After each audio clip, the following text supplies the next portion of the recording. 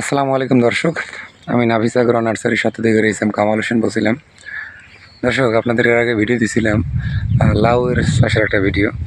তো আমি বলছিলাম যে ধানের যে নিচু জমি, সাধারণত দেখেন যে পানি জমা, এরকম একটা নিচু জমিতে, এই যে পাশের জমিতে দেখেন যে ঘাস মারা ওষুধ দিয়েছে, এখানে ধান লাগাইবে, চাষ দিবে। তা আমি এরকম একটা জমিতে হালকা বেড করে আর কি, বেশি উঁচু দেয়নি, মালচিং দিছি। দেখেন মালচিংয়ের দেখেন যে মালচিংয়ের নিচের কোনো ঘাস নাই, মালচিংয়ের আশপাশে আছে অনেক ঘাস। তো এখানে লাউ চাষ করছি। এটা হলো হাইব্রিড ডায়না, বালতির কোম্পানির ডায়না জাতের লাউ লাগাইছি। দেখেন দর্শক, এখানে এক জায়গায় কতগুলো লাউ দেখেন, আরও ছোটো ছোটো জালি করা তো আছেই। যেদিকে দেখাবেন শুধু মনে হয় যে লাউয়ের রাজ্য। এদিকে যান, এখান থেকে তো ক্যামেরায় একটু কাছ থেকে দেখাইলে ভালো হয়, শুধু লাউ ছাড়া আর কিছু দেখা যাবে না। তো এই লাউ গাছের বয়স আজকে আপনার, এটা হলো লাগাইছিলাম আমাদের ওই যে রেমাল ঘূর্ণিঝড় হয়েছে, ঠিক ঘূর্ণিঝড়ের 3-4 দিন আগে লাগাইছিলাম। তো অনেক গাছ নষ্ট হয়ে গেছিলো, পরে আবার কিছু মানে চারা আবার মাঝে আমরা লাগাই দিয়েছি, মাত্র 11-12টা গাছ বাঁচিয়েছিল। তো এখানে মোট জমি হলো আপনার প্রায় 40% জমি, 1 বিঘার থেকে বেশি, 33 শতক বিঘা। তো সেক্ষেত্রে 40% জমি 1 বিঘার থেকে বেশি হবে। তো যাই হোক, তো এখানে দেখেন এই লাউ আমরা লাগাইছি নিচু জমিতে।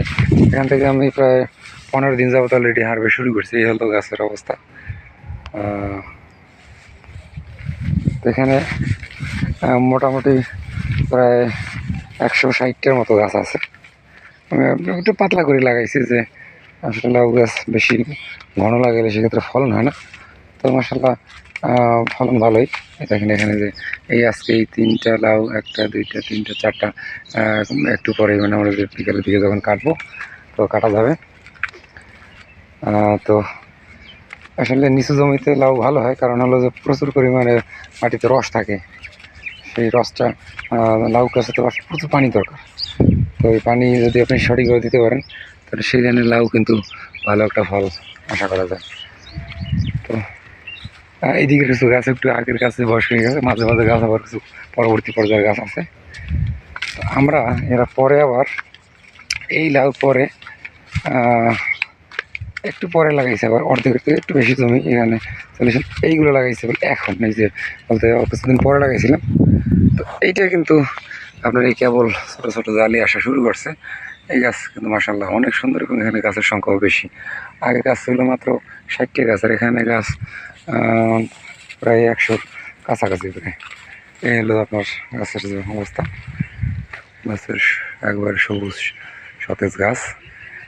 গাছটা বেশি একটা ঘন না। আমরা যে এখানে দেখেন যে বেড করছিলাম ধানের জমি, যে পাশে ধানের যে বীজ আমরা যে পাতা বলি এটা ফালাইছি। তো এখানে মূল জমি থেকে কিন্তু বেডটা একটু উঁচু, পাশে কিন্তু প্রচুর ঘাস, ওগুলো আমরা সার খাবার যেগুলো বেডের ভিতরে দিয়ে দিছি। তো এই হলো গাছের অবস্থা। দর্শক, আসলে যদি নিচু জমিতে আপনারা এরকম লাউ চাষ করতে চান, আমার মতো বেড করে করতে পারেন। আসলে বেড করে লাউ করলে আপনারা অনেক লাভবান হবেন, কারণ পানির থেকে ঝামেলা থেকে অনেকটা সেফ থাকবে। তো যাই হোক দর্শক, ভিডিওর বাড়াইতেছি না। তো আপনারা যদি লাউ সম্পর্কে বা লাউ চাষ সম্পর্কে জানতে চান, কোন জাত চাষ করবেন, কখন চাষ করবেন, কখন চাষ করলে ভালো ফলন পাওয়া যাবে, এ ব্যাপারে আমাদের কাছে স্ক্রিন দেওয়া নাম্বারে যোগাযোগ করেন। আমার চ্যানেলটা সাবস্ক্রাইব দিন এবং বেশি বেশি করে শেয়ার করে দিন, যাতে এই ভিডিওটা নতুন কোনো ভিডিও ছাড়ার সাথে সাথে আপনারা পেয়ে যান। ঠিক আছে, সবাই ভালো থাকেন।